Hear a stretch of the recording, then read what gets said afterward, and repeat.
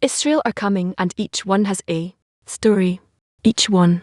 They tell us about the obstacles they had to overcome. But above everything they tell us with joy, they're looking for ways to bestow contentment to the Creator. That's why we want to bestow contentment to the Creator, to be all for all of us to enter, to come to the King's palace and knock hard on the door and announce that have arrived. We're looking for the Creator. Letter 42. It is written, and the people encamped as one man with one heart. This means that they all had one goal, which is to benefit the Creator. It follows we should understand how they could be as one man with one heart, since we know what our sages said is their faces are not similar to one another. Their views are not similar to one another. So how could they be as one man with one heart? Answer. If we're saying that each one cares for himself, it is impossible to be as one man, as they are not similar to one another. However, if they all announce their selves and worry only about the benefit of the Creator, they have no individual views. Since the individuals have all been cancelled and have entered the single authority active workshop, how can we enter the single authority? Again, how can we enter the single authority active workshop? To enter the single authority, to feel as one must feel as one. We're all together in the same process. We're all activated by the same power. We're all going through the same states, and we have to give birth to that in the tent, to produce it, to create it, to strengthen it.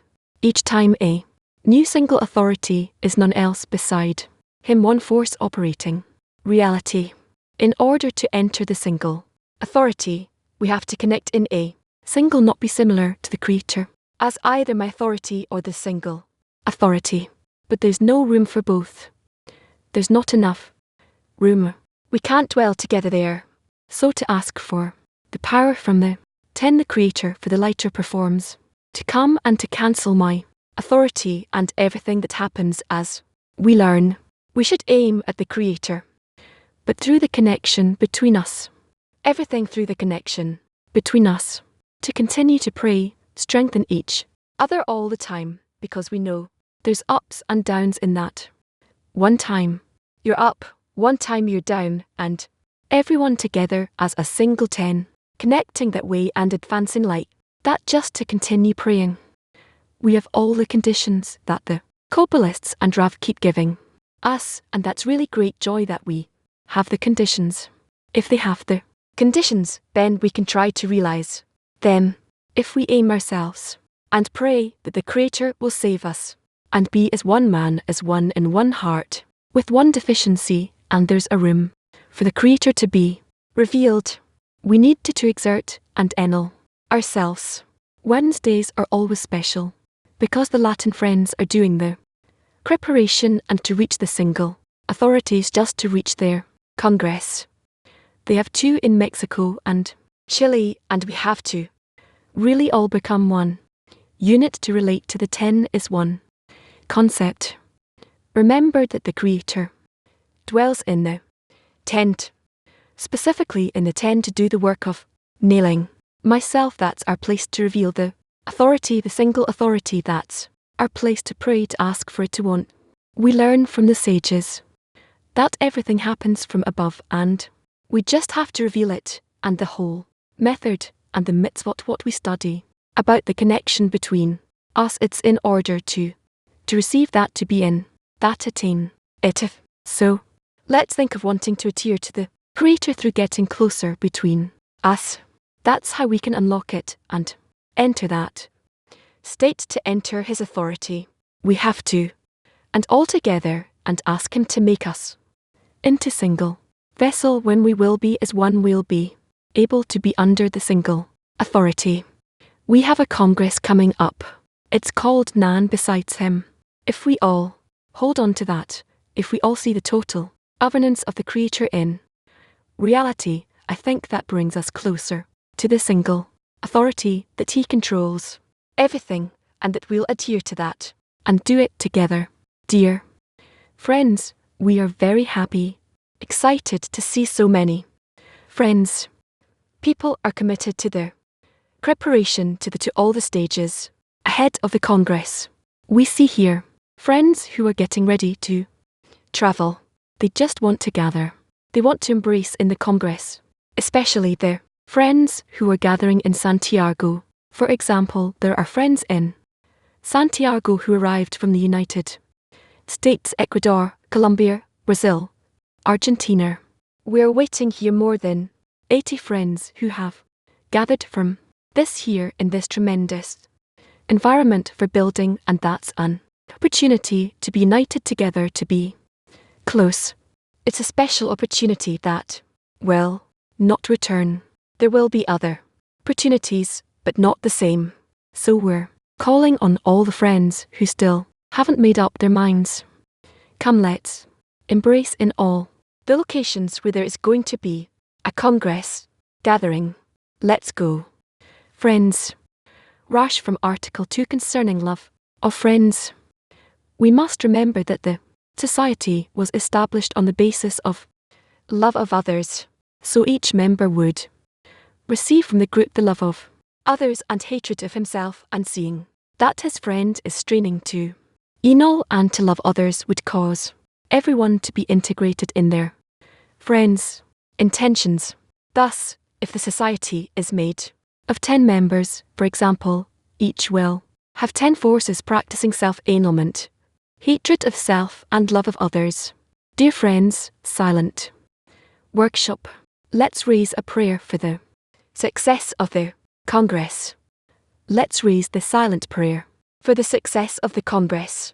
Shalom. Hello friends. In the first part of the lesson today, we're going to continue to study from the Harvard Voot article, Mutual Guarantee. We're going to watch lesson from November 18, 2003. We are in item 29 in the article. You can find the article on that.info and on the vote system. Let's study. Why does he say kingdom of priests and no less? It also sounds like something impossible. Not more and not less, actually, means the attitude to the method that no less, meaning what is a kingdom of priests not for oneself, right? A correction that it's not for myself.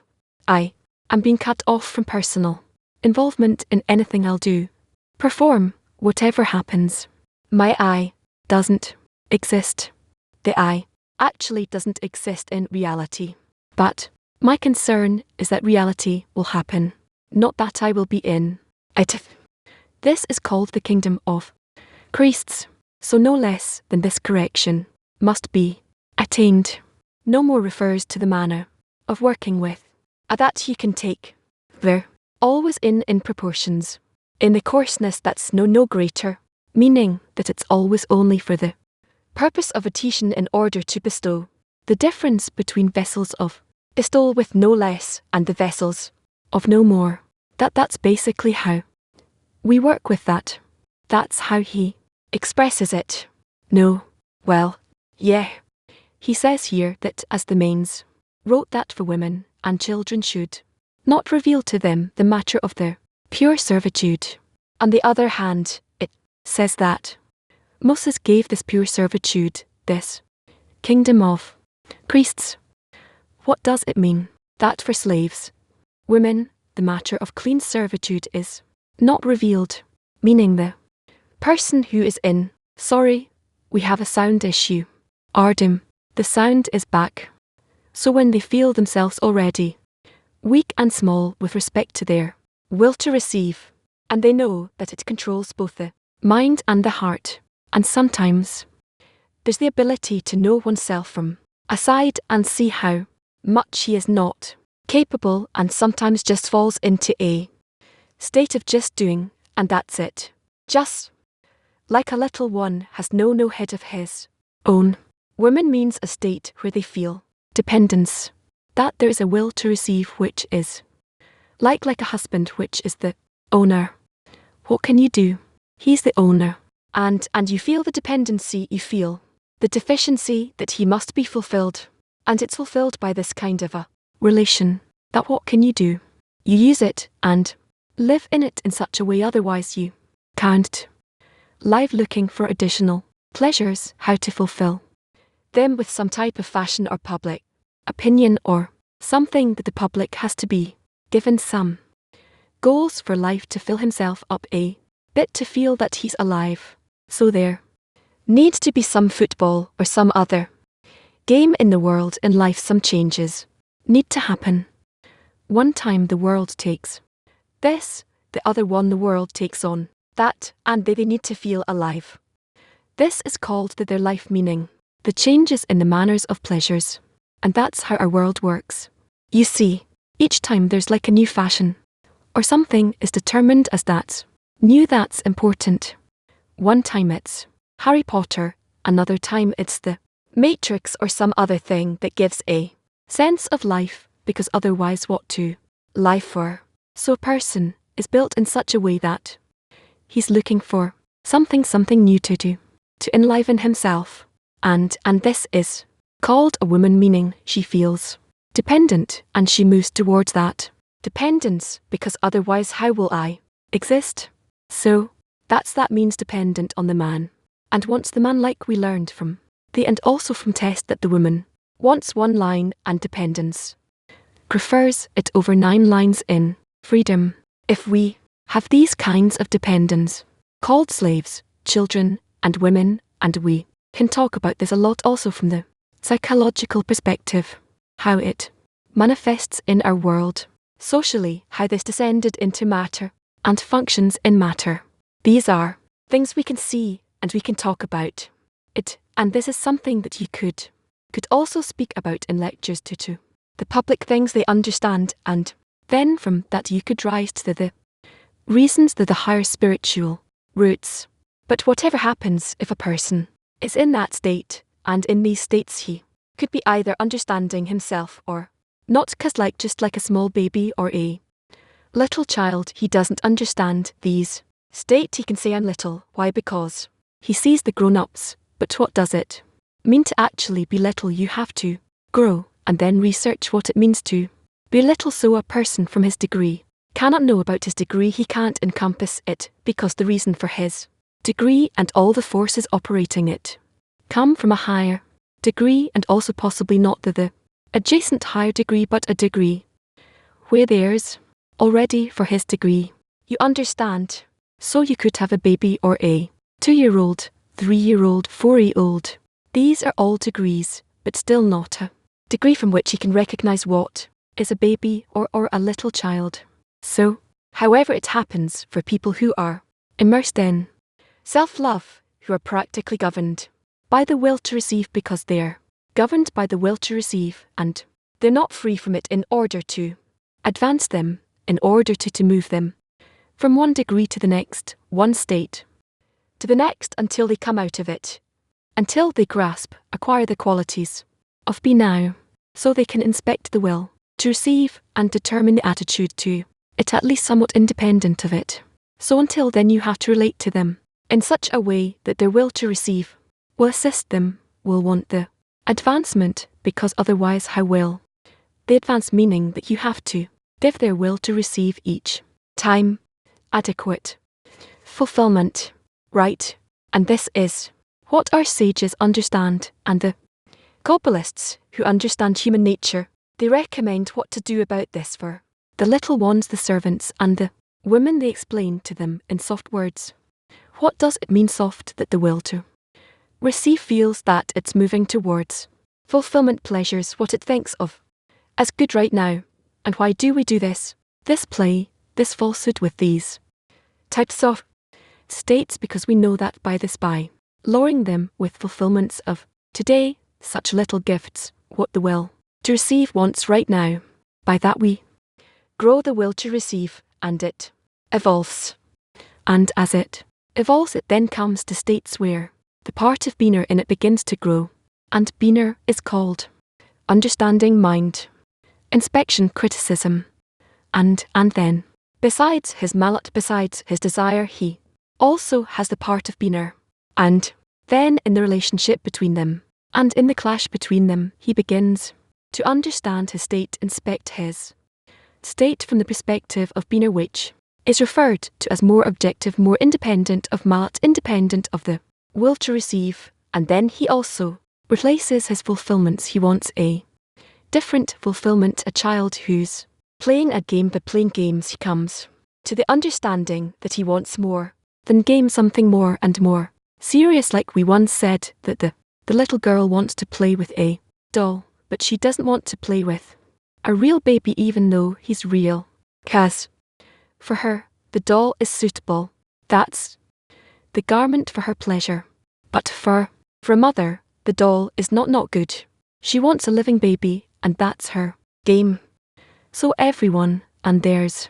So we as if light the will to receive that will to receive, and the people who are with us in the first lecture or first year of their studies. In that respect, where we're falsely saying that things will be good. Of course it will be good. We're not lying about that. But the good will come to vessels that will grow and develop, and not the vessels that they have now.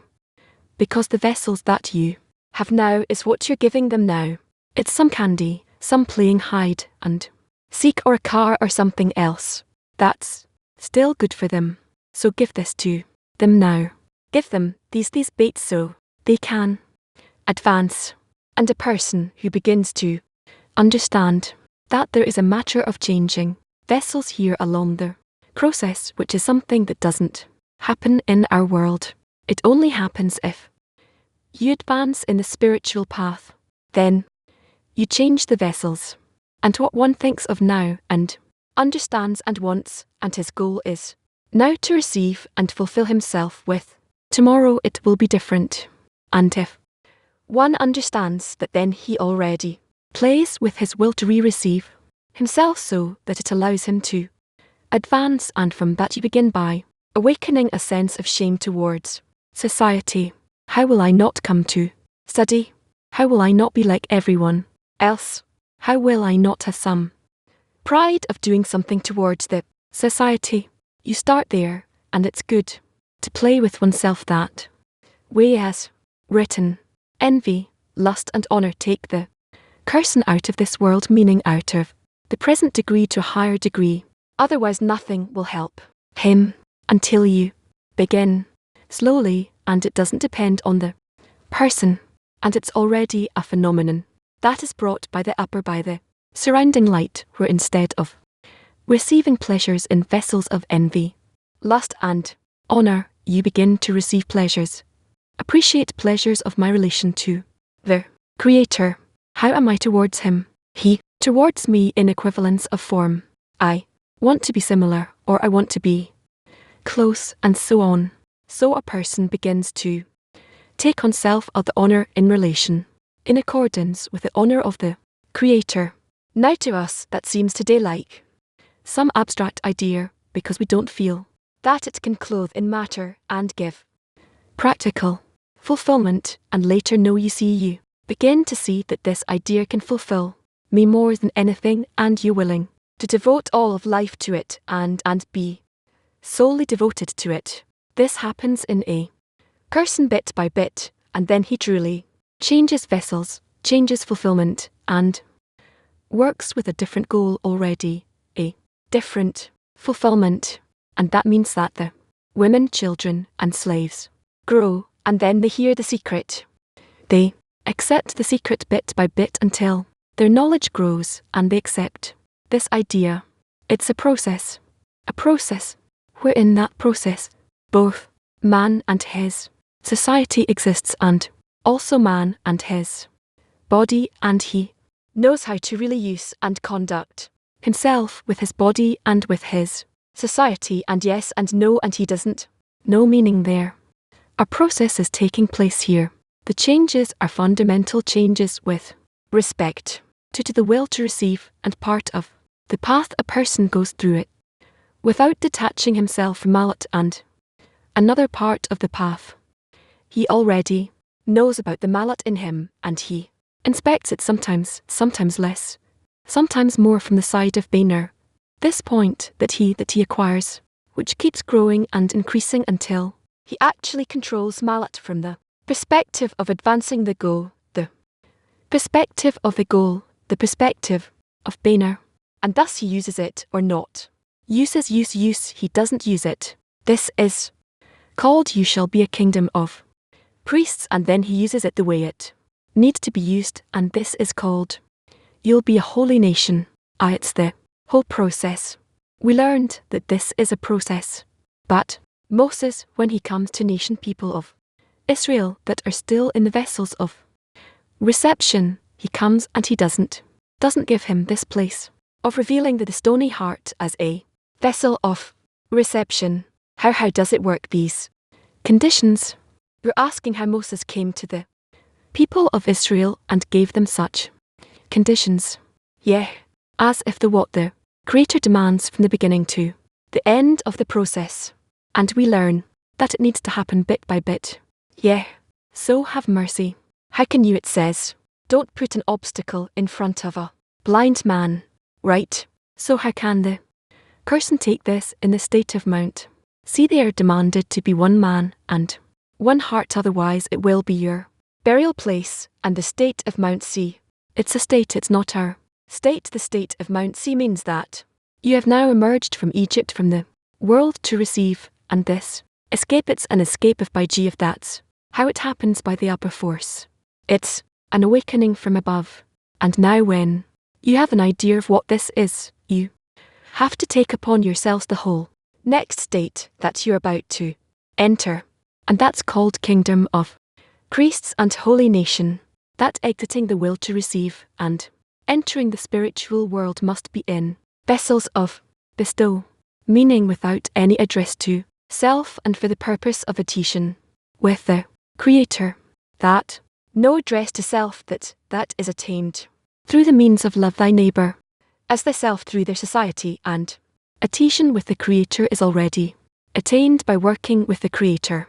After a person acquires vessels of bestow, he's dealing with the Creator. But to begin with, it has to be for that purpose to adhere to the Creator. The question is, can we take from this lesson anything about our state, the Israeli public? Can we give this message out? This message needs to be to be a kingdom of priests and a holy nation for a person towards himself, and also a person towards a small group of people or a greater group of people, even to the point of the nation or the world. And it's also the group towards the world and the nation towards the world. So it doesn't matter, meaning each and every part of creation of the will to receive that feels itself capable, understanding, attaining the importance of this. He joins according to feeling the importance, knowing the importance both towards himself and also that his correction will be towards the rest of reality, the rest of the created being, which is all the other souls. And in order for everyone to truly achieve the degree of adhesion with the Creator. But can we go out with this as if Moses came to the people with this? Can we come out with this? This is mandatory for all of us. It's not by chance that he signs off the article and our root, that with that being the mission, and this has to be our flag. So again, on the one hand they say it's the end. You have to see the end of it. It's true that it's the end, and you shall be a kingdom of priests. Well, it's not the end, but it's a correction of truly the Boehner inside the person. So, it's becoming not for himself delighted in mercy. So although these are corrections two very great corrections, these are the acquiring the 2 degrees of revelation of the face. Beyond the barrier to bestow in order to bestow and receive in order to bestow. This is called the first degree, is called reward and punishment. The second degree is called eternal love, and that is respective to kingdom of priests and holy nation. But even though they are very high degrees and still far from us, it turns out that you can't move from the smallest degree if you don't take into account where you ultimately need to be, because the smallest labour needs to already be aimed as much as you can understand in your present state. It has to be aimed at the final degree, like he says, Why didn't the Kippitim or Rusher, why didn't they succeed? Because the work that was, essentially, of love their neighbour as thyself, and they were willing to do it, they couldn't do it. But only the opposite happened. They only discovered the keeper in it, the shell of it, because it wasn't, to begin with, aimed at the final goal. The work they did, so it wasn't clear to them as preparation for a teaching with the Creator, and this had to be a precondition to begin with, because the end result is in the initial thought. So this is the demand in every address, in every condition, every action of the person, because otherwise it is not an action that enters the whole path, this whole track. So how do we hold on to these two things on the one hand? So in our work, we always have to worry about the importance and greatness of the Creator in our eyes, and it has to be clear in the group that everything we do to achieve that, and for now, we're doing all kinds of actions in order to first take control of our will to receive, so as to reach adhesion with the Creator, and controlling the will to receive is expressed first in coming out of its control, right beginning, to take control over it, and that's possible only by being in a society with support and in a certain process that happens from the society, where the true reign over the will to receive is attained through the work called love thy neighbour as thyself. Ultimately, that's the meaning, love thy friend as thyself is the process, and it's the final state in the correction of the vessels of reception and bestowing, in order to bestow where I have no address to myself. Rather, I am all for others. How does he say there? He doesn't say what you have the others will also have. No, he doesn't say that. He doesn't say let's all share so everyone has the same, and that's my demand. No, my demand in love thy neighbour as thyself is that I give my only pillow, my only cheer. So it's not as yourself in the sense of 50/50. No. Why? Because then I'm just working with my vessels of reception. And I see that in order to feel good, I have to fulfill everyone else, because otherwise they'll come to me and take from me. So everyone should have everything equally. And that, among other things, was also the mistake of the social work they tried to instill in Russia or in the Kippitim. They had that motto that we're all equal and we all have the same. That is insufficient for the correction of the will to receive. Their will to receive must become detached from itself, because it has a final purpose of adhering to the Creator, becoming compatible to the Creator. The Creator has no thought of self, that I will have what they have, and then vice versa. So the correction must be that we have to cut off ourself as if it doesn't exist. What does it mean to cut it off? Meaning to fill it up in such a way with such a correction that it doesn't jump in me, that I won't feel its existence, that is attained by a fulfillment from above that comes to us and covers us, blocks us in such a way that I rise above my will to receive. My I rises above this is called above reason, and I don't feel it, meaning I feel it and care for it, that it'll be filled in such a way that I have no need at all for even the only chair I have, and or the only pillow I have, and I give it all, and I'm not concerned about having any kind of fulfillment with respect to others. I don't care about the fulfillment as if I have no will to receive. That's the condition for kingdom of priests. And of course, it seems to us like some abnormal conditions and above nature, and completely, totally unattainable. But we're not taking into account that, of course, the lights build the vessels, and correct the vessels, shake the vessels, fill the vessels, and the lights come from above, and a powerful light that comes for the correction of the vessels. Just like it created the vessel and made it into what it is, to the point that this final state it was brought to, so it also knows how to correct it. However, the light corrects the clay according to our decision or a request that comes first, and that's called raising man. That's all. We participate in creation only as a baby that sits in the lap of the upper, the greater one, the adult, and he says, I want this and this and this, and the adult only does it, except you have to know what to ask, so that it's in accord with how the adult planned the action is the progress. Your track of progress, so that you'll understand the mind of the adult, because the adult wants you to know and be like him. So when you go from infancy to adulthood, you will each time want what he can give you and wants to give you in each and every state, so as to reach a state to begin with. You want to reach a state where you're like him. This means that any littlest action must be already for the sake of adhesion with the Creator. You understand this message that a little a year after we've been studying that, we're able to absorb. Is there something from that we need to take and pass to the public? Something that we can. You can't communicate this message to the public because these things are completely abstract. Maybe the public will hear it as things somewhat rational because they themselves are rationally seeing that they have nothing in their hands to rely on. Humanity will begin to see how much it's hanging in thin air and has nothing. That all the basis of seemingly we knowing what to do and so on. It happens in a way that it will soon just escape through their fingers.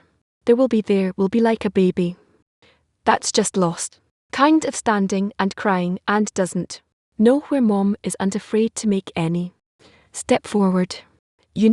Just kind of standing in the middle of the room and everyone's gone and that's it. But we need to certainly approach this rationally, seemingly in quotation marks, right? The rational right, and give them each time some logical explanation for what we're proposing for them to do, to carry out, to advance in each and every stage. Certainly, if I'll come to the public today and say to them, you don't understand how much your thoughts operate on this in this world, and you don't need to change anything in this world except for our relationships, our attitude, rather our intention, meaning our thought about the world. Reality, the upper force, okay, I change it. Where what happened, where is it? Who will first of all, everyone will think that I'm disconnected from reality, using these soft, beautiful words. Not that I'm crazy, let's say I'm not crazy, but such a way, what can you do? Here you have matters of life and death, and people have to eat and fill themselves with all kinds of things. What are you talking about? Thoughts and an attitude that changes reality. Can you come to the world with that? Can you say it? What are you telling us? They'll say, what are you proposing us? Maybe you're right. You're correct. And scientists also discovered that people influence reality through thought. And people are also, there are those who are more gentle. There are those in humanity who say we have to relate to each other differently, then we'll change the world will be prettier, meaning if we relate nicely to one another, then our world, our general feeling will change. True, but where's the proof that if we change our attitude to the world, because this is the general force of reality, then we'll receive something from it, meaning you're bringing the Creator into this. You're not talking to them socially, but there's a society, right? These beautiful people who say let's create a beautiful society. We'll take care of one another, which is clear to everyone. Then it can be better if we could attain it. You say, no, not this is not why we have to be good. We have to be good because by that we adapt ourselves to the upper force. Then he changes everything about us and he works on us differently. Amazingly, it changes all the forces that nature changes, not simply our attitudes change between us. Nature will change. They take into consideration the fact that this piece of this parameter that they don't understand, they don't know that they can't feel the Creator. So either You go into a religion that also disqualified this habit a long time ago, or Islam that is entering fanaticism, or Christianity, which you know is weekend, has come off of that already. There are those who are still in it, but compared to what it was during their crusades, or Judaism, which is so self-centered and acquired such forms, that became also from a religion to this kind of a fanatic lifestyle. So what are you recommending? Of course, you cannot come to humanity and say our attitude toward the Creator, the upper force, determines all of reality, and not our vessels, not power or money, or masses of people, but you can't explain it rationally to the people, to the world.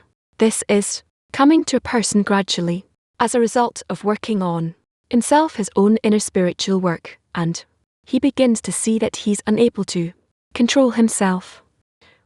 You know how the upper force is beginning to play with him toward a certain goal, and he begins to feel that he's dealing with a partner here, or a great, all-encompassing partner that built this world around him and gave him all these conditions in order to advance him toward their goal. Before you explain this to humanity, you have to set up a dissemination system, information system, very slow to help them understand. On the other hand, humanity has no choice. It comes to a state, or somehow it agrees like little children and slaves. Do they have any choice? You give them what they want somehow in order to fulfill their desires for the time being. Then by that, you acquire them, and they're ready when they're serving. Without reason, without knowledge, they're willing to obey. That's why they are under the degree of slaves, or children, or women, right? A woman conceded 9 portions in order to be free. Because what? Why does it need to be free? She attains nothing. She's willing to be in one, to have this one line, and to be dependent. What does this dependency give her? She gives all she has only to have something to eat. Why does she need this dependence? She gives up her possessions just to feel this dependency, because this dependency helps her. It gives her a feeling of being alive, that she's advancing, that she relies on something. This dependency fills her more than these 9 other portions. This feeling of belonging to the Great One, to the One that's certain, the Eternal One. And then there's no choice. They will come. They will hear. You just have to do this gradually as you go through all the degrees. But in all the degrees, what seems like a problem, seemingly in all the degrees, you have to define from the get-go. You have to insert the matter of adhesion in the Creator as the final goal. This is a must. As much as we can do it in our world, in our time, in our generation. We should do it. If we can't, we'll leave it to the next generation. Will there be a next generation if we don't succeed? Well, it's not on you to finish the job. It says, right, we have to try with our might. And what will happen, that's already until which state and which place can we come to? That's not of our concern, meaning the result is not on us. The fact there's an upper force, that are law that rules over reality. How can you describe that in a way that at least sounds rational? How to explain to a person what is the general law of reality? That it's rational. From 2 directions. From the side of life, human life, social life, and here we can truly rely on scientists, philosophers, scientists of all kinds that are certainly coming to it. They're in their studies, and their conclusions are very, very close to this view that there is an upper force in the world, that this upper force has a mind, has a freedom of choice, has personal changes, if you can say it. Relative to us, it changes and it depends. They change and depend only on Him, meaning it's not some blind nature, but it's something that is called the upper thought. It's hard for us to define it differently. The upper thought, the upper desire. They discovered that even from studying nature, and I understand them very well, because I too arrived at that conclusion from that. That's on their part and on our part. As much as we can explain the wisdom of Kabbalah, and if we cleanse it from all this waste and all this garbage that stuck to it, and show them what's written in the true sources are authentic fundamental sources is something that no person can disrespect. Some people can be afraid of it, but no one can refuse to accept it seriously. So if we succeed in sharing these sources in addition to quoting them directly, authentically, we also give them a very simple explanation. Simple, something that can be grasped by people, easily by everyone. This is something has to be perceived and grasped immediately, even with a small mind, because also according to people don't have time today. They're not able to delve into a deep thought for more than a few seconds. So even according to their perception, everybody's very, very little, they're small. So the message has to be such as we say, fast and easy, as close it can be to that law of equivalence of form can be closer to their vessels or reach time they need to overcome in order to grasp this message. It will be a small overcoming, but he got it. Oh, he got it. Again. Just like that. A little bit of effort and he's in it. He's in what I wanted to introduce to him, student, about that first part. There are scientists today, known scientists, who claim that their studies say that there's an upper force, right? Yes. There are many scientists like that. I started this work. We are in contact with them. We need to receive, and in the next few weeks, some material about this and to be connected to them, and we may have some sort of a convention or a meeting not only with one of them. It will all be under this heading of revealing the upper forest, and all kinds of scientists and philosophers, physicists, chemists, biologists, different areas of investigating nature. How through investigating nature and investigating the internality of men like psychologists and philosophers, we come to the same state, the same conclusion in our investigations, that there is an upper force above us who likely has such and such qualities, and he likely has a certain goal for us, a purpose, and we should respond accordingly to it. And it's possible that's what's happening to us today is because we're not in the correct contact with it, and we don't observe the laws that he established in nature, something of that nature.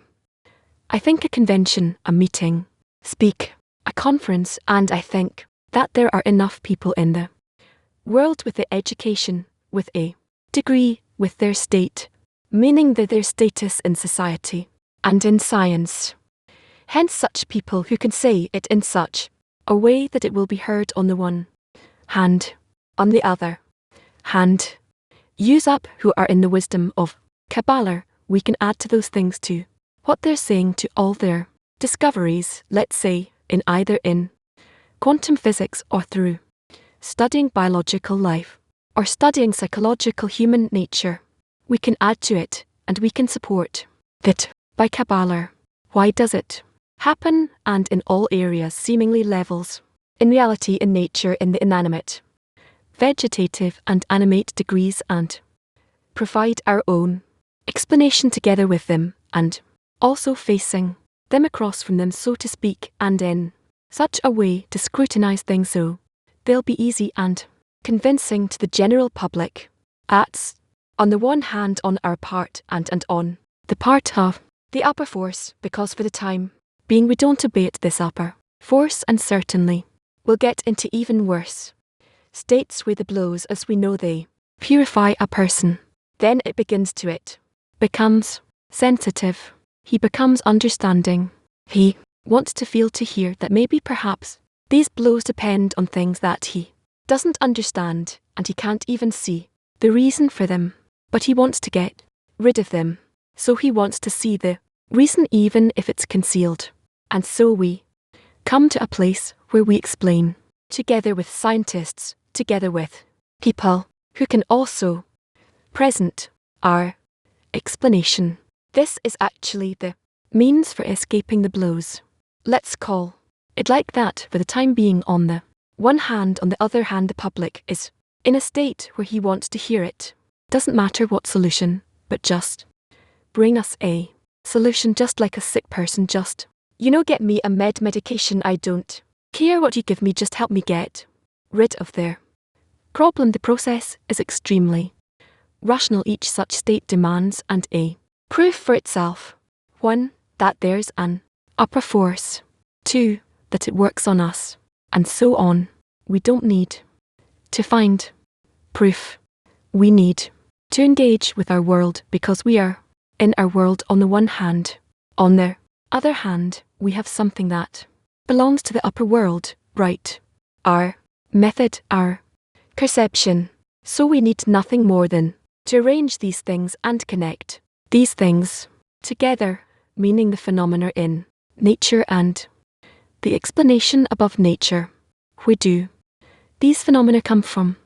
Why they appear to us in such a way? We need only to make the right connection, the right picture, clear, convincing, understood, and this is enough. How will it be perceived as a science? Without experimentation and proof. Theory, fine. There's many theories, but how will a person grasp that? Well, certainly we present it as a theory. This theory, it's a double theory. It's a theory because there isn't seemingly in our feelings. In our proof, there isn't a degree where you can show it. No clear occurrences such that no one will have the ability to deny it. So on the one hand, it is a theory because you construct what's happening here in our world based on a reason, a cause that is invisible to us only according to or logic, according to what accumulated from your own experimentation. This is one theory, and the second theory is that even though you have constructed it and you've attained it, and you can even seemingly prove it through your convincing, not through facts on the ground. You can't reveal the creator and say he's to blame. He did it, and we are such and such. You can't. It nevertheless remains on the level of logical proof, kind of, or abstract theory. Why is it multiplied? It's a theory within a theory because you can never show everyone that these things are in the form of okay, let's do it, and now it will be, because the minute you say let's do it, and now it will be, seemingly it will be. It's like taking a staff and stick it in the mountain, and you get water, right? These things won't happening. We have to be prepared for things that won't happen immediately. And although we took the theory as a means, as an instrument for changing our state in the world, there was never a proof for it in nature, meaning for it to materialize that we did such and such an experiment and we've attained such and such positive results, just as we see that when they identify some medication for an illness, there's a known illness. Yes, that's a blow. Then you do some experiments and you bring the results to the whole world, and the world agrees, and you receive approval for marketing this medicine here. It's hard for me to say that it will happen in this way, because if it did, humanity would not advance to the form of adhesion in the Creator, but to the opposite form. Meaning, when we enter the solution, here we understand why the Creator gives us on the other hand sufferings and torments, and then why does it say that the suffering soften the body? What does it mean that they soften the body, tenderize the body? Because people will be ready to absorb. Friends, we will now move to a live lesson with Rar. Before that, we'll sing a song together. I am the Father, holy, and He, all, the sure, Shalom. Hello friends, we continue our preparation for the World Kabbalah conversion connecting to the Islam, besides him May 2025.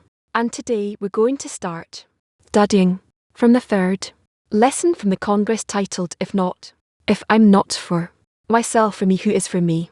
You can also send you questions through our website. So the third lesson in the Converse for Me Who is of Balanto that before doing the mitzvah one should not think about private providence. On the contrary, one should say, if I'm not for myself, then who? But after the deed one should say, it's not by my power and might of my hand that I did the mitzvah, but only by the power of the Creator who contemplated so about me in advance, and so I had to do. It is likewise in worldly matters, because spirituality and corporality are equal. Therefore, before one goes out to make one's daily bread, he should remove his thoughts from private providence and say, if I am not for me, who is? He should do all the tactics applied in corporality to earn his living as do others. But in the evening, when he returns home with his earnings, he must never think that he has earned this profit by his own innovations. Rather, even if he stayed all day in the basement of his home, he would still have earned his pay, or so the Creator contemplated for him in advance. And so it had to be, although the matters look the contrary on the surface and are unreasonable. One must believe that the Creator the Creator has determined for him in his law from authors and from books. This is the meaning of the unification of means private providence, where the Creator is everything, and he does not need dwellers of material houses to help him, is nature, where heaven, where man behaves according to the nature that he instilled in the systems of the corporeal heaven and earth, and he keeps those rules as do the rest of the corporeal beings. And yet he also believes in meaning in private providence, and by that he brings great contentment to his Maker, and brings illumination in all the worlds. This is the meaning of the three discernments: commandment, transgression, and permission. The commandment is the place of the transgression, is the place of the and permission, which is neither a mitzvah nor a transgression, is the place over which the right person does permitted things, but does not dedicate them to kasher. That entire place falls into the domain of that. Then, when a person grows stronger and engages in permitted things to make unifications as much as he can, he returns the permission into the domain of letter. We can see from here at everything comes to us straight from the Creator, and there's no other force along the way who can appear here. Hence our work is entirely how to see in everything that is taking place the upper force working on us, and that's it. And all of our work is only in that, although there are many forces that are working on us, we don't take it into consideration. We understand that this is also the desire of the Creator, so that's how we take them into consideration. Questions. Like you said before, you also teach us that every action must start with intention for the Creator to feel Him. But here we as if start the opposite before doing the mitzvah. One should not think of private providence. On the contrary, one should say, if I'm not for me, who is for me? So what exactly is the intention? Not to what is it? Meaning not one must not consider providence at all before the not to think in private providence means that I don't accept at all what we're learning, what we're discussing, what we're talking about. Rather, what's important to me is myself. Me, myself. What is myself? What is the I? It's what the Creator did in me, in order to understand Him from within me, and private providence that in the And he does need to say that what does. He need to relate to the providence that is what because it's good that does good. That's what he needs to say.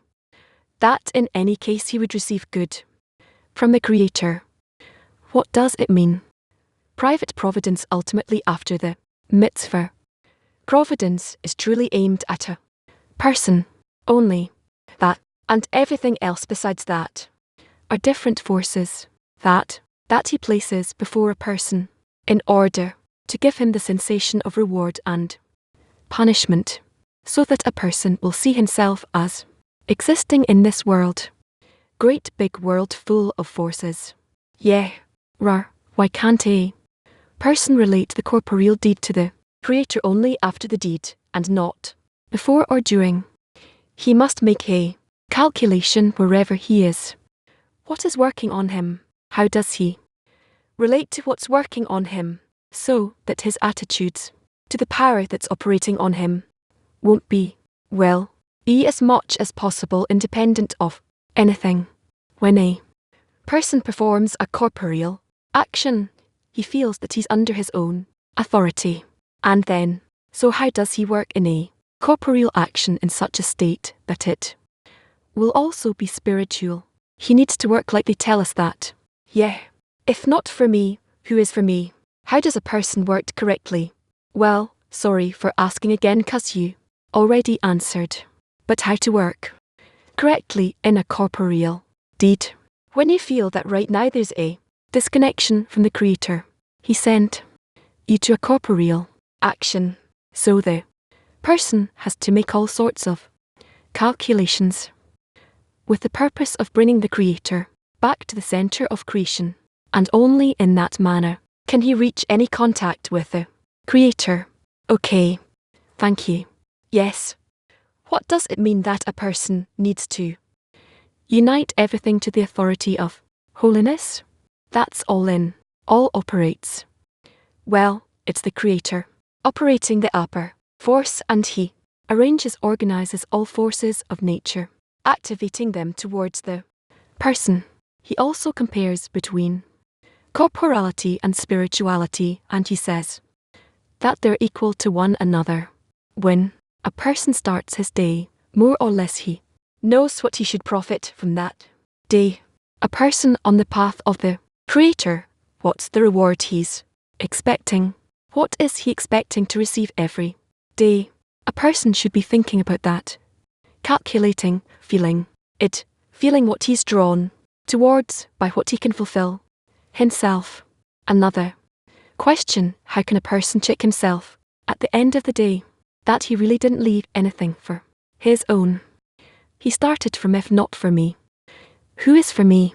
How in the end of the day does he know that he ascribed everything to the Creator and he's in the Creator's reality? He says a person has to begin every day from if not for me, who is for me? How does he know at the end of the day and not the end of the day after an action that he passed it to the Creator? That he's in the Creator's reality, that he's not in if not from you is from me. He passed it to the reality of the Creator, his action.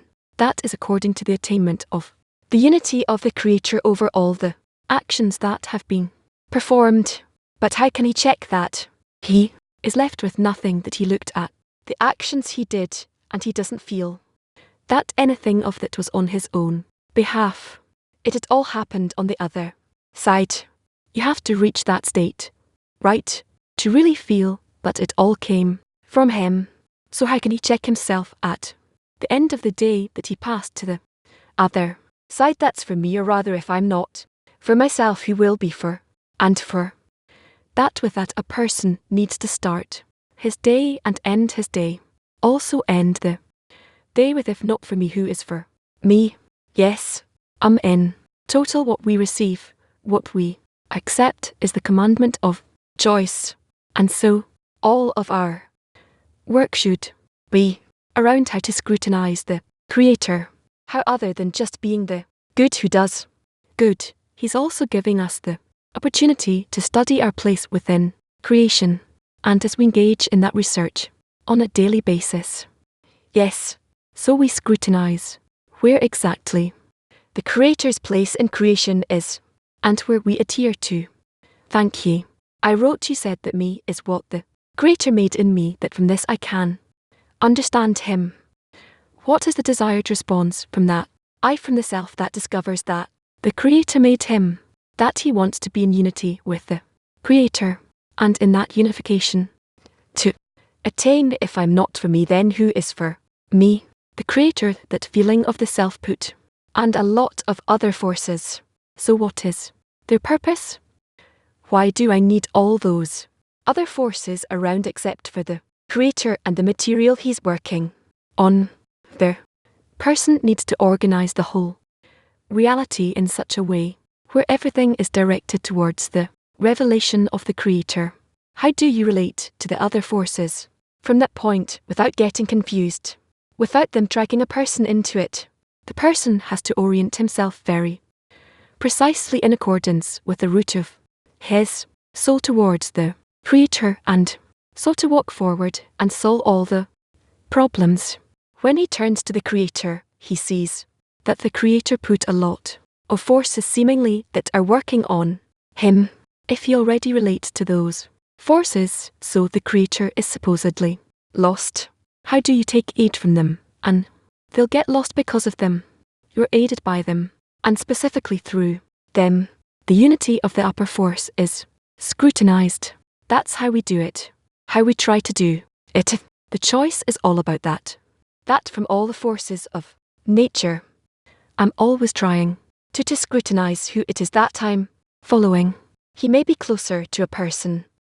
He feels, and he's sensitive, and his heart is drawn after things that work on him. He has honor. He has all kinds of desires that are working very strong. So the connection to the Creator has to be a lot stronger than all that. Yes, that he will be leading, and a person won't fall into all kinds of other things. How do you make such a connection that is stronger than all the other things that a person feels that's working on him? That's what the person must study, research, to see what forces operate within him, and what he's attracted towards, and which force out of all these forces, which force does he want to adhere to? So it's a force from all those forces, or is it something? Is it the source of all those forces? The source, you could say that, but how realistic is it? So that's the question. How do you turn the Creator into more realistic than the forces that are working on a person?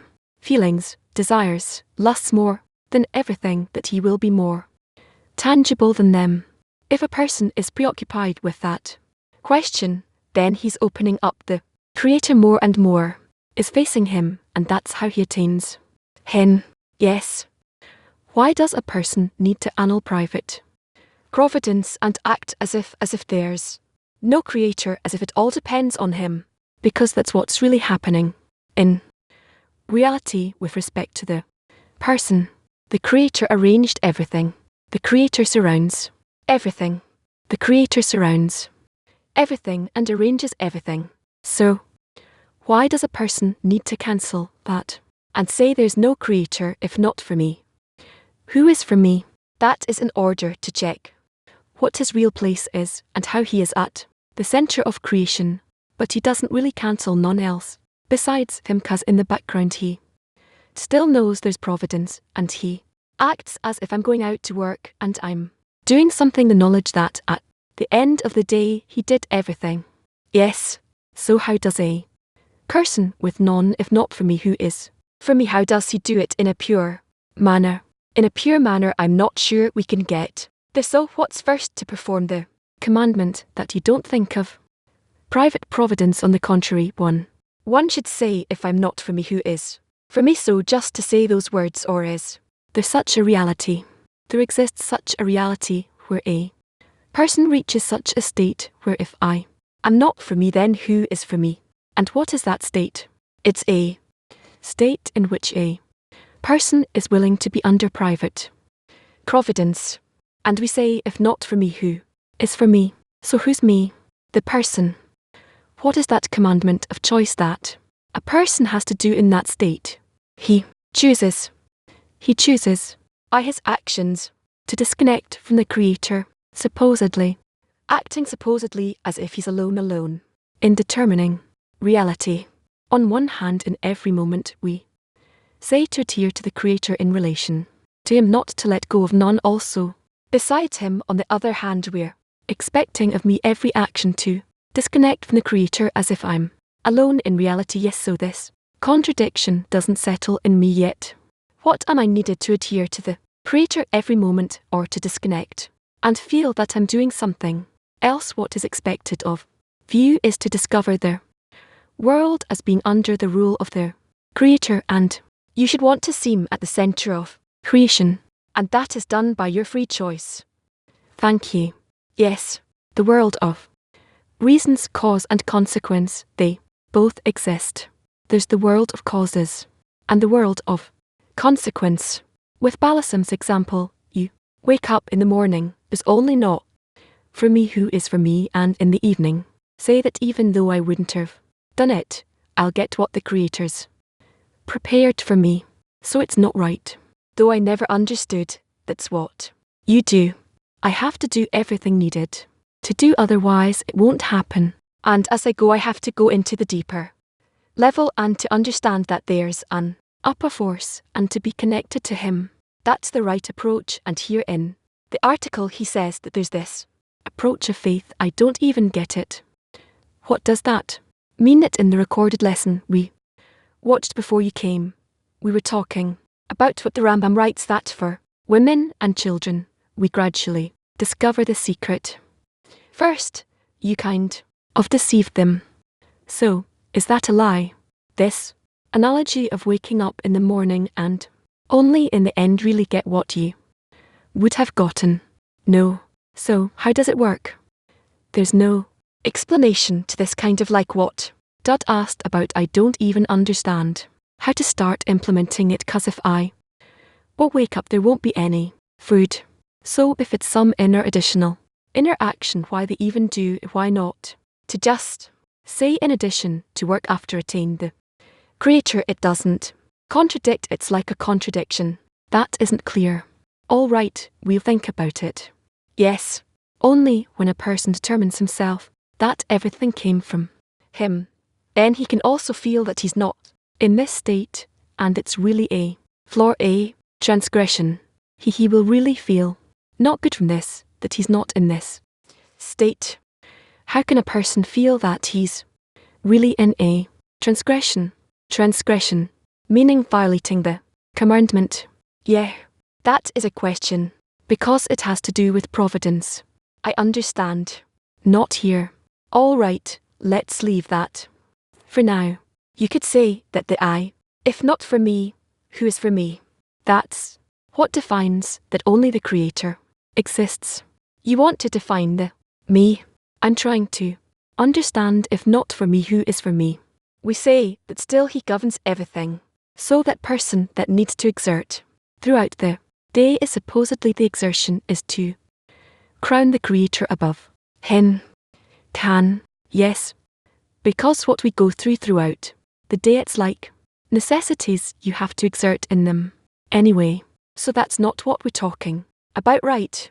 No, all the same points besides says that even if a person thinks that he himself thought one thing, now he's thinking a different thing, that's already a transgression. Even if he thinks that there are forces of the other side, that's already a transgression. That's none else besides him. Everything, including himself, he has described to the Creator, and with none else besides him. He says, no, before the commandment. Let go of everything. Only you exist. Everything depends on you. So how do those two ends, what do those two ends give you? That a person once discerns in this, once in that. What does it give him? What's the discernment born of this? He receives the outcome of these two forces. He sees what could there be in nature. On the one hand, there's none else besides him. And on the other hand, if there is no one for me, then who? Rather, if I'm not for me, then who is for me?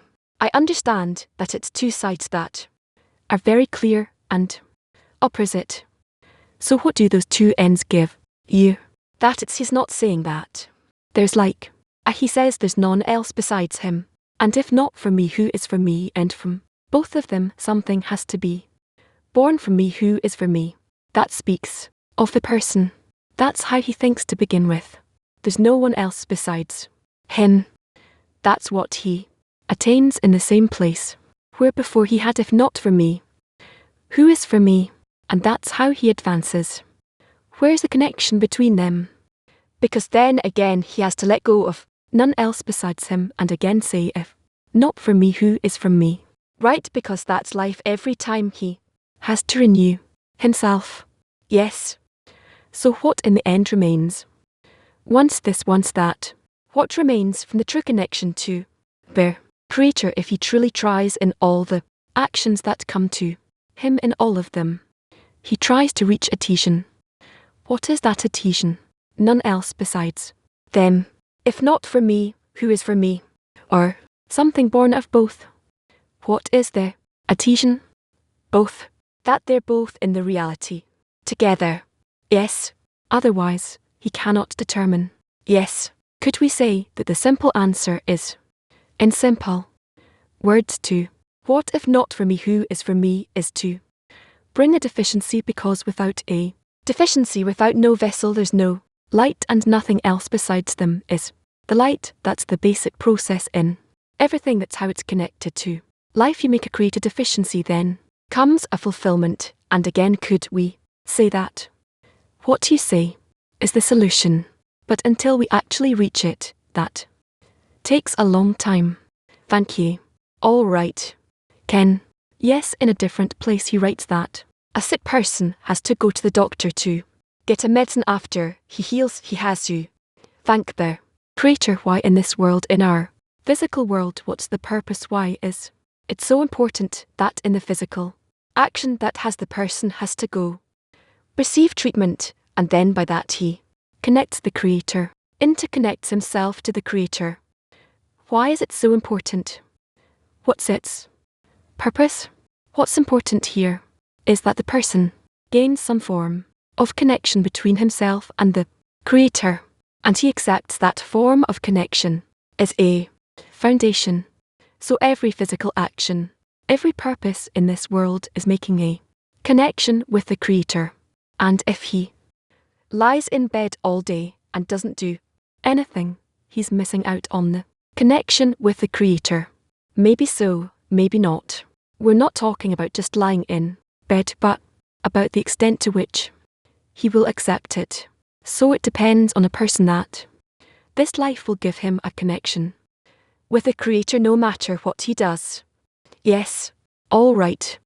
Well, I see that there are many more people that I have to provide for it. Yes. Is it right to think that without, if not for me, who is for me, there's nothing to give to the Creator? It is true.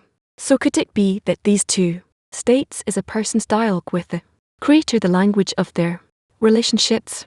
Yes. So both those parts are necessary. Okay. Do you want us to read the next excerpt? You see that we're not even done with this excerpt yet. Yes. In this dialogue with the Creator that we're constantly working, living our life, and he teaches us little lessons every time. Everything I feel is like a lesson from the Creator. He teaches me about myself in order to come closer to him. It's felt at it's a lot of information if you're sensitive to it. You see, it doesn't stop. It's like an endless stream that the Creator is broadcasting, and sometimes it's hard to take the load. I'm trying to understand what of this information that the Creator is constantly sending what to focus on in order to advance spiritually and not just get confused. So how do I take the information of what I feel and make the most efficient, precise work to what the Creator is sending to me? This is what we're talking about. This is what we're talking about. How if a person reasons that he's inside a sea of actions, the Creator's actions, it's certain that if he does not let go of their source, he will reach the outcome. So not to be afraid that I feel that I'm in this big ocean, not to restrict it to, like no to the contrary, the opposite. The more you try to connect to that year in that year, in the closer you'll get to the revelation of and the understanding of the Creator. So it's like to actually live life as if you're in an endless shower of the Creator. Not to be afraid that it's a lot of information, but to toss yourself into that feeling and to let the water just drench you all the time. Yes. And from this in brackets overload, something clear will come out of it. Yes. Let's say I succeeded and I walk around all day that everything that's happening I connected to the Creator. He is the source, He is the cause, He's conducting me, directing me, and so on. How by that I perform any connection, any correction towards my friends and the 10 to begin with.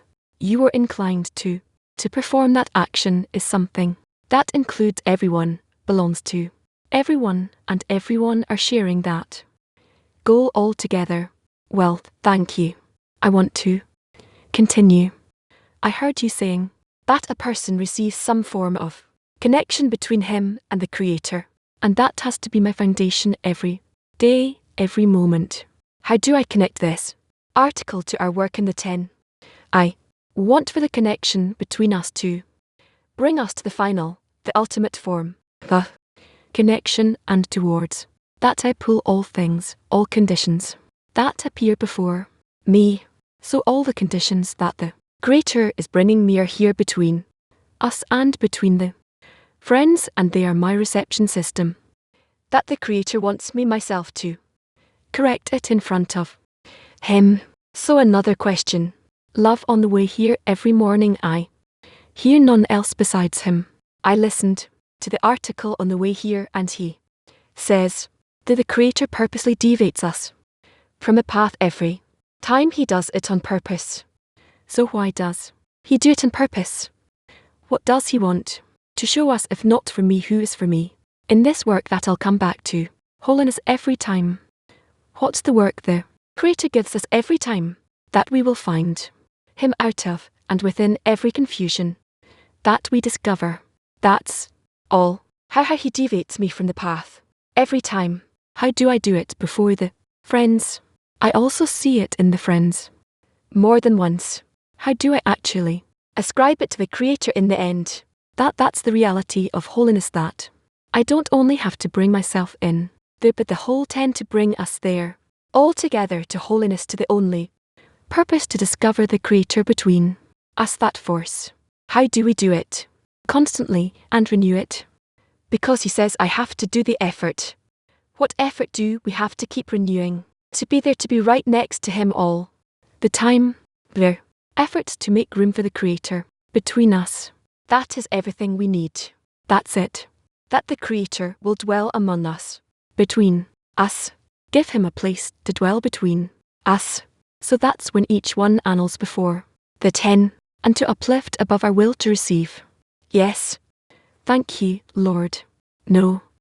When a person makes the effort before every action to determine that if not from you, it's from me, and like you said, supposedly disconnect himself from the Creator, is there a place for prayer here, or should a person disconnect himself from the ability to pray, the possibility to pray?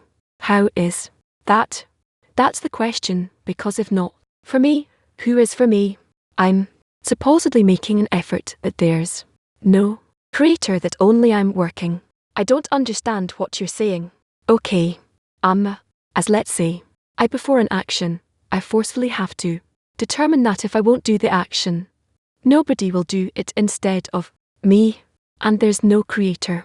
I'm supposedly disconnecting myself from Him, and saying that I have to do the action. Yes. So the prayer to the Creator, it's a connection with Him. So is there a place to ask to pray to the Creator and ask for help, even to do an action, if not for me, who is for me? Ken. Yes. So there's a place for prayer. Okay. So the action, if not from you, is for me. It's like I clean out the area for my independent action right now at the end of the day, when I have to determine that there's nothing else besides, and so that same area I Cleared have to again clear it out of myself and give that area to the Creator, let's say, and then there's a place for none else besides Him. Yes. You can't determine that there's none else besides Him. If before that I didn't do an action, if not for me, who is for me? One is connected to the other. MHM. Yes. No. But be brief. Yes. We learn that the correction is in two stages. First, vessels of bestow. Then we correct vessels of reception in order to bestow. Yes. A question going out into the market. That's working with the vessels of reception, or does that belong? It is work with the vessels of reception. Thank you. Okay. You can raise your hands, but I feel that I have to stop.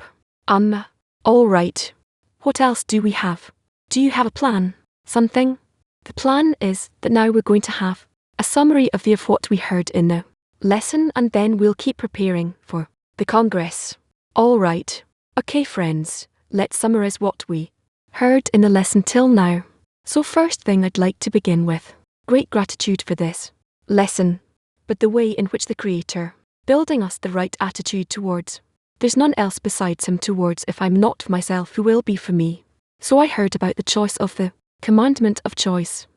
Rather, that's really the good who does good on the one hand, but on the other to study our place within creation. I heard about the forces operating within us at every moment, and how by our efforts we can reach the sensation of there's none else besides Him. We need to tie that together. It's not two things which happen one after the, but rather you need to, so to speak, birth them at the same time. If not for me, who is for me is that every action starts from darkness, from His will to receive, and the fact that the Creator is concealed and doesn't exist in reality, and from the commandment of choice. When a person is incorporated in a 10 in the environment by drawing the light at reforms, we really illuminate on the Creator. We bring Him back to our reality. From this a person as written. By that He brings light in all the world, takes all the concealments away, and performs the work. Continue scrutinizing these matters to listen again to the questions of the friends and the answers. And Shai's question was excellent, very, very unique, and some more of the questions from the friends. So yes, let's use this lesson to draw the reforming light throughout the day, as if you can't do as if well you can, and you even need to, but in the end none else besides Him is something that you discover. Until then we need to make efforts, and to supposedly with our own forces, and if not to demand to have those forces. In every moment we need to scrutinize who it is exactly in operation within man's reality, and who we need to crown as king. In reality I understand that it's two states that complete build a complete picture, that from the feeling that a person is in his own world with a lot in a world with a lot of forces, specifically from the one world that conducts reality is revealed. I understood that both revolve around adhesion with the Creator spiritual work, and I wrote I want to be in adhesion with the Creator, and from that adhesion to attain. If I'm not for myself, who will be for me? And also there's none else besides Him.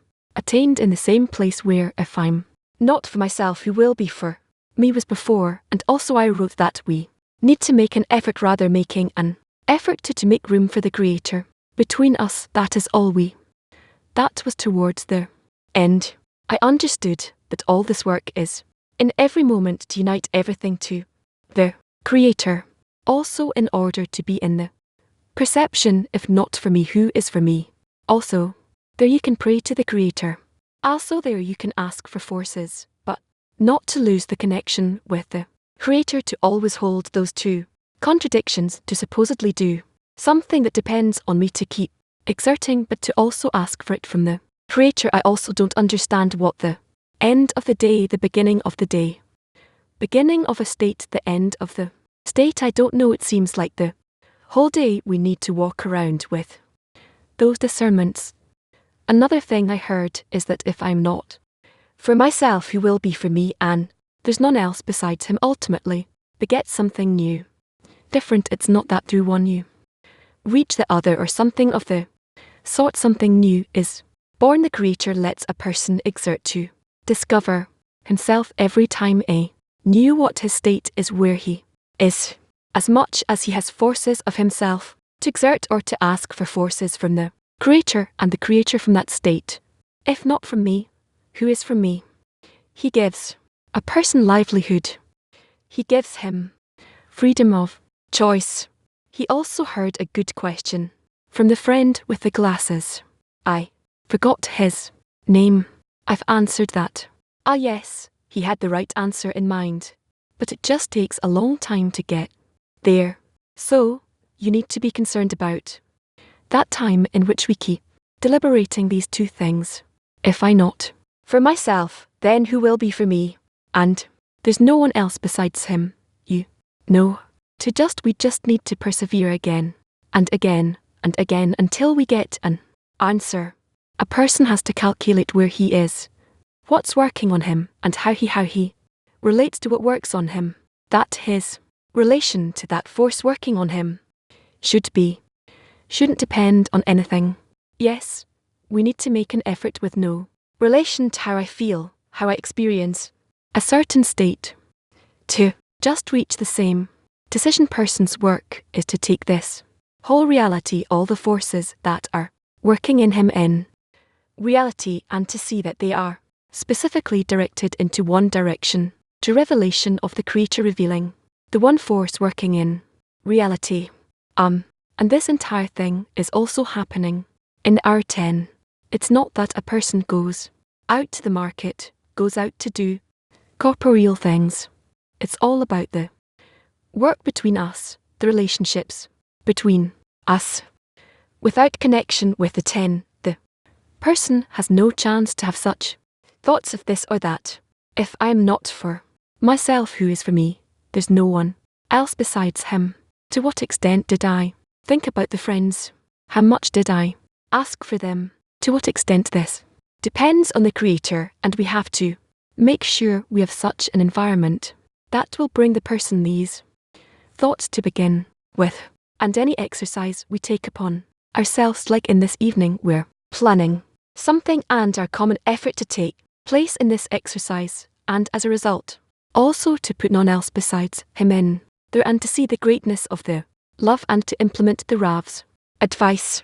Every one of us just carves the path on his heart. That's the effort of if not for me, who is for me? Whichever way it takes place, how will it be interpreted in my heart? How I discover reality, that's already upon the Creator, that's the none else besides the maybe. And I have this kind of fear that maybe we have to do if none for me, who is for me, and connect none else besides him in there. But we need the none else besides him. If I try to do it, it'll be through egoistic vessels. We read the letter. If there is if I'm not for myself, who will be for me? Let's read Bilam's letter. Number 16 again, excerpt number 1 from the study materials of the lesson. Today, I've already said in the name of Balto that prior to making a commandment, one must not consider private providence at all. On the contrary, one should say, if I'm not for me, who is for me? But after the fact, one must reconsider and believe that it was not by my power and the might of my hand that I performed the commandment, but only by the power of the Creator, who contemplated so about me in advance. And so I had to do. It is likewise in worldly matters, because spirituality and corporality are equal. Therefore, before one goes out to make one's daily bread, he should remove his thoughts from private providence and say, if I am not for myself, who is? Then he should do all the tactics applied in corporality to earn his living as do others. But in the evening, when he returns home with his earnings, he must never think that he has earned this profit by his own innovations. Rather, even if he stayed all day in the basement of his home, he would still have earned his pay. For so, the Creator contemplated for him in advance, and so it had to be. Yet although the matters look contrary on the surface and are unreasonable, one must believe that so the Creator has determined for him in the Creator's law from authors and from books. This is the meaning of the unification. But Elohim, Havea means private providence, where the Creator is everything and he does not need dwellers of material houses to help him. And Elohim in Gematria is the nature where man behaves according to the nature that the Creator instilled in the systems of the corporeal heaven and earth, and he keeps those rules as do the rest of the corporeal beings. And yet he also believes in the name Haver, meaning in private providence.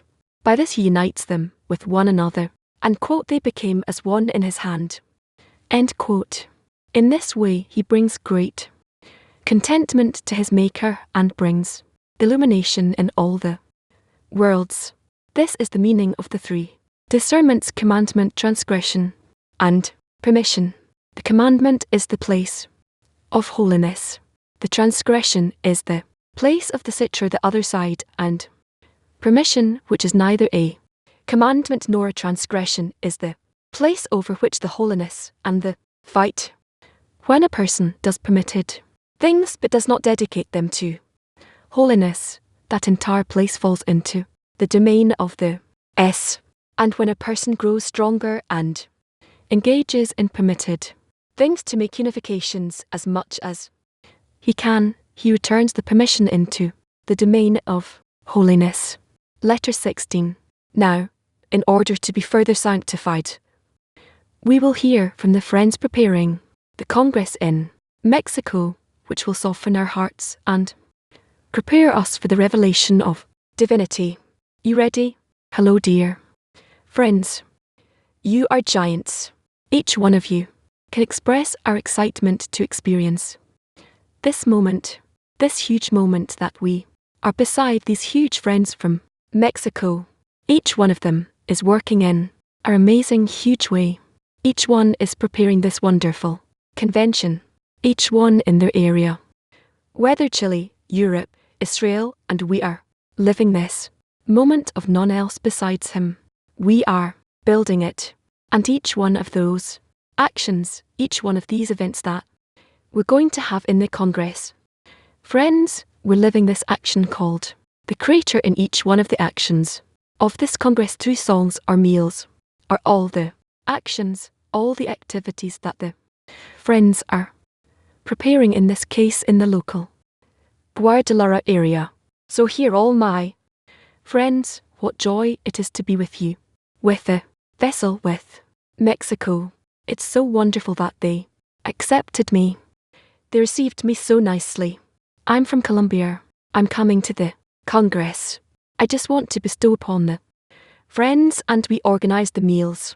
We organized all of the excerpts that will be read. And each time I read an excerpt, the tears started flowing from all the joy, the emotions of the Congress, because that will come to everyone, and together with the RAV and the world's CLE, the friends from Colombia, Chile, Peru, Venezuela, Costa Rica, the United States, Venezuela, just filled our hearts with so much joy and friends. We have 70 friends already registered, and many more will sign up. For sure. Thank you, Orlando. As he said, we together will have 9 meals. We already know what a meal is, and the beauty about the preparation for the meal is that it was combined. It's combined with a gathering of friends and content, and the food and the music. We're going to have a mariachi band. We are going to have drinks and food, and something local here for Mexico. We want the whole world clear to feel it. That these meals will have the depth that wants to give us in the Congress, and that the friends will be happy and feel the spirits of unity. It's a very special connection, cuz Orlando's in Colombia. We have a friend from Mexico City. We have a friend from Baja California, Costa Rica. So, everybody's working on their lineup. Each one is adding a source, going deep into the topics. Nobody remains behind. We're building it gradually, and we're expecting to be ready 2 days before the convention and to adhere to the general direction of yours of all the local conventions to be with you in all the meals. We'll connect together with all you friends. It's a true joy to share this moment with friends from so many places in Mexico, from Latin America.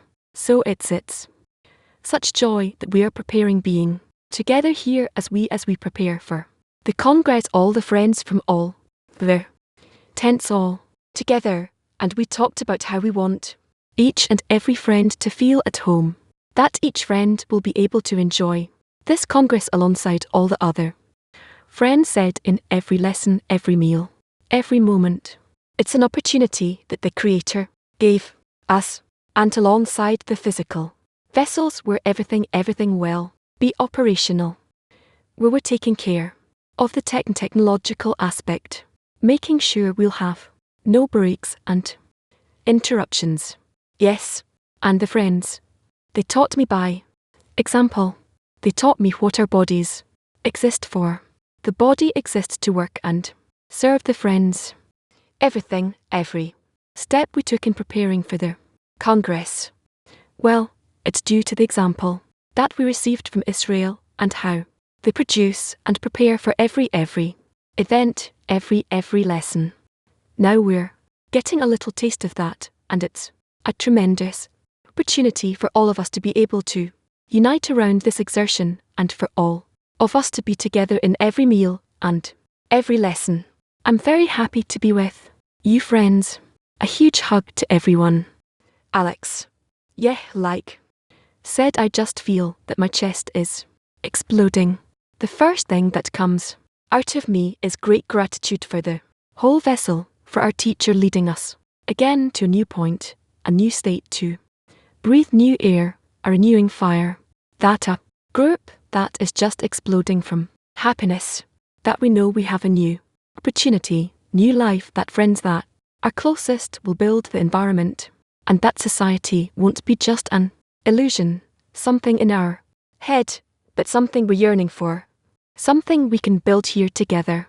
All the friends, we want all the hearts, that there's a rubbing of the hearts, and we feel it between all the friends inquired that everything we put in some closed and storage many years ago, those rooms, those doors are now, we're breaking through and cleaning all the cobwebs and renewing everything, the rooms in the heart, and we want to bestow to other friends and truly melt that this stone will not defeat us, will bring all the fire, so this stony heart will melt. That's what we're expecting in this combination, that where we work for the friends in order to build that form, a corporeal form that has no words, there's no explanation.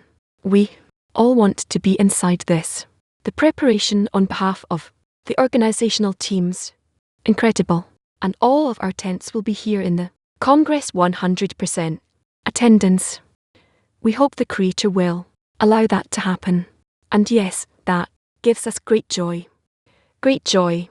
We were thankful because we were allowed to see how, despite us not being accustomed to all this organizing the assembly of friends, and we have three such gatherings of the friends for the men, and such gatherings for the women, and everything is organized, prepared, focused in support of the Congress, and we hope that the Creator will help us all receive the corrections that we need, and for to be happy.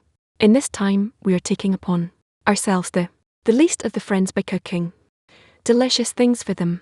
We're making ceviche, that you all know those tastes, and also special meat from the north of Mexico, thanks to our friends, all kinds of delicacies, that one of them.